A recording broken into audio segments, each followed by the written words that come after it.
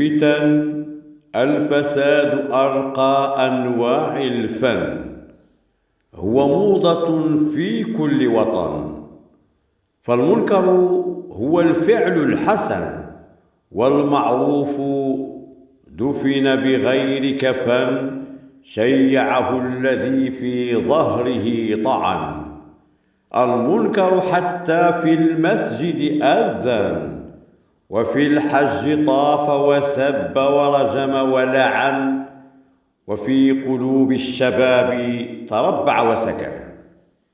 تزوج المنكر عدة فتن، فأنجب المسخ والعجب والعفن.